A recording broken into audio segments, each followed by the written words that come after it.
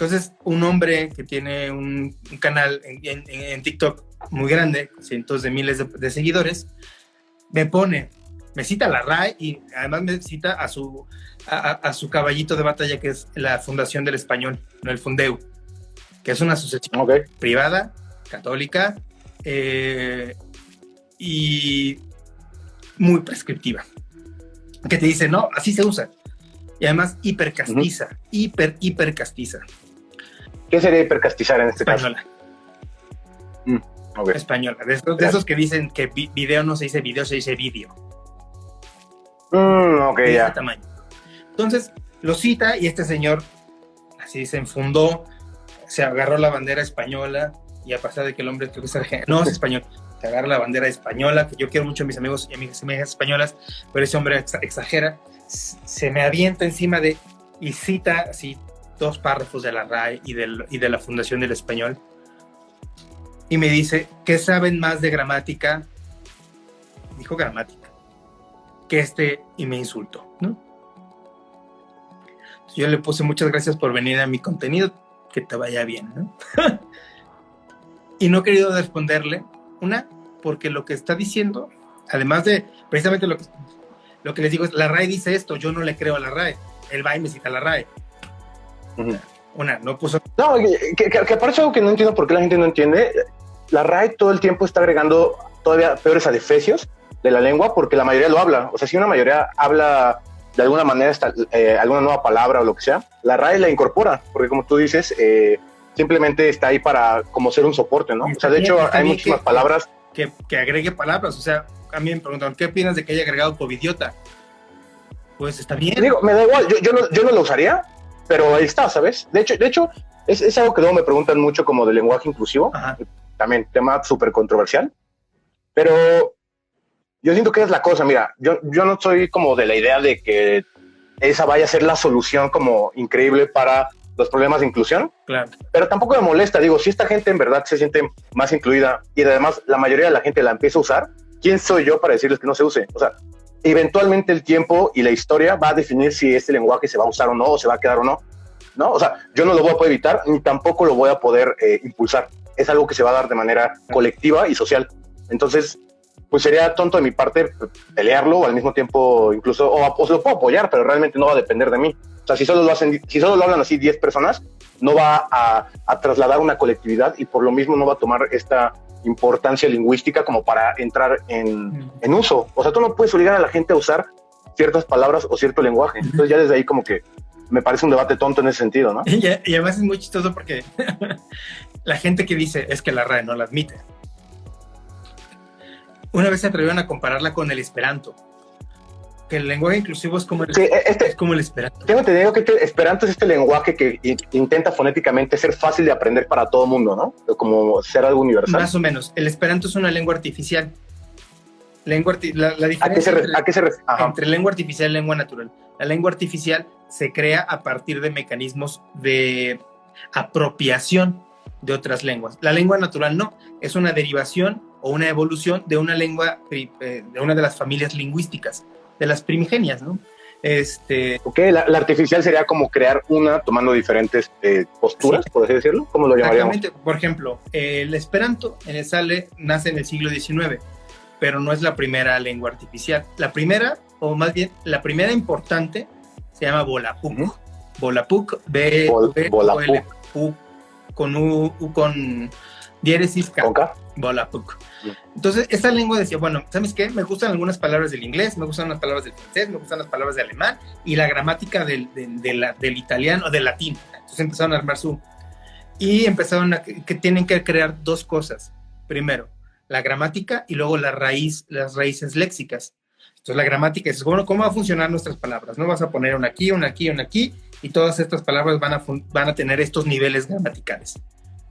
Luego las raíces, ¿no? Que son, por ejemplo, la palabra pan, que es la raíz de panadero, panadería, ¿no?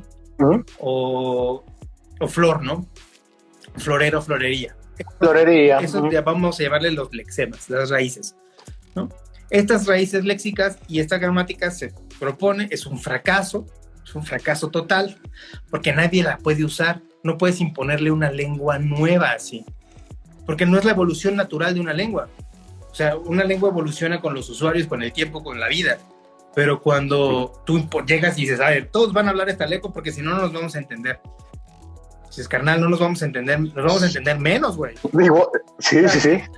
¿Cuánto tiempo nos vamos a tardar en aprender esto? Y además olvidaron uno de las, y lo voy a decir, intentar explicarlo de manera sencilla, de las bases neurocientíficas más importantes de la adquisición de una lengua.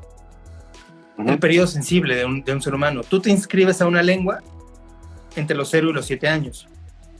Es decir, cuando tú naces y escuchas 1, 2 o 3, 4 lenguas en casa, estás metido de manera inmersiva en un proceso de adquisición lingüística, tu cerebro va como esponja a inscribirse inmediatamente a todas esas lenguas.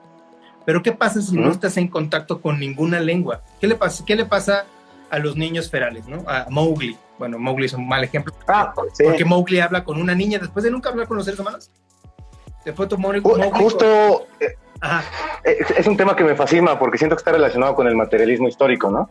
O sea, al final del día es todo el contexto material es lo que va a dar nacimiento a tu propio pensamiento, tus propias ideas. Claro. Entonces, como tú dices, ¿no? O sea, una persona, pues, o sea, si como Mowgli, ¿no? Crea en la jungla, no va a poder desarrollar por él mismo una lengua. La lengua es un conocimiento colectivo, ¿no? Exactamente, lo acabas de decir perfecto. Es un conocimiento colectivo. Entonces, bueno, se pasan por alto eso. Luego, tú puedes adquirir una segunda, una tercera o una cuarta lengua durante tu periodo de desarrollo. Pero si no tuviste contacto con una segunda lengua entre los 0 y los 7 años, es muy difícil que después la adquieras con facilidad. Y si la adquieres, tal vez no te apropies del todo de ella. Tal vez semáticamente sí, pero fonéticamente no. No podrás pronunciarla. No tendrás las habilidades lingüísticas bucales para pronunciar algunas palabras. Eso nos pasa a quienes no hablamos bien inglés, ¿no? Nos cuesta decir palabras en inglés que bien las puedes escribir, las puedes leer, pero cuando las quieres pronunciar ya no te salen, ¿no? Por ejemplo, claro. A mí me pasa mucho con construcciones completas, ¿no? Que dices, entonces siempre termino... A mí con la TH, siempre odié la TH, todo lo que es tree, horrible, o sea, no tengo la pronunciación. De inglés dices, güey, me estás diciendo, por ejemplo, Blashin. Es como cuando vienen los americanos y quieren pronunciar la R, el ferrocarril, el carro. No pueden, no tienen la costumbre de cómo esta parte rebota. Exactamente. Porque es muscular, es entrenamiento, claro. Lo acabas de decir, esa habilidad bucal lingüística no la desarrollaron a temprana edad, entonces les cuesta muchísimo trabajo después desarrollarla, porque como dices, es un ejercicio. Entonces, todas estas lenguas artificiales, una vez que fracasa el Volapük, hacen el Esperanto, pero en el Esperanto intervienen más personas y lo hacen mucho más accesible, proponen una análisis metalingüísticos más sesudos, la preparan durante casi 40 años. En 1912 se presenta como ya la lengua mundial, la lengua de todos. Háblenla. A ver, diles que la hablen. Sí, claro. Es que en tesis suena fenomenal. En práctica me parece imposible. Por supuesto, es imposible. Y cuando me hacen la comparación a mí del lenguaje inclusivo y del Esperanto, dije, de verdad, o sea, estás comparando la evolución natural, diafásica y diacrónica de una lengua con la imposición de una lengua artificial que incluye la imposición de una gramática y de un vocabulario nuevos. Entonces, dices, carnal, no tienen ni idea de lo que están hablando. Nada que ver. No, muy diferente, ¿no? O sea, ya te entendí. Pues tú, más bien, la persona que estaba peleando esto te hacía la comparación, ¿no? De por qué el lenguaje inclusivo no podían... Ok, ya. Y yo le dije, oye, perdóname, pero no entiendo por qué te parece. Peras y manzanas, porque aparte el lenguaje inclusivo es una evolución dentro del propio lenguaje que se tiene, no es un cambio de nuevas pues realidades tanto fonéticas como de ¿cómo se llama? O de definitivos o definiciones, ¿sí, no? Sí. Muy de acuerdo contigo. Y se vuelve, o sea, porque además la gente me busca para echar bronca, o sea, y llegan así de, ay, ¿y qué opinas del Esperanto? Y yo... Es el mal de las redes sociales, creo. Y yo la neta procuro siempre tirar buena vibra, como alejarme de hate. No me interesan las polémicas, neta, y menos entre personas, no. Con las instituciones todas las polémicas. A ellas hay que criticarlas, hay que hay que intentar ponerlas en jaque en sus principios, especialmente cuando son conservadoras. Pero entre las personas digo, carnal, estamos aquí para darnos amor y tú vienes a tirar odio.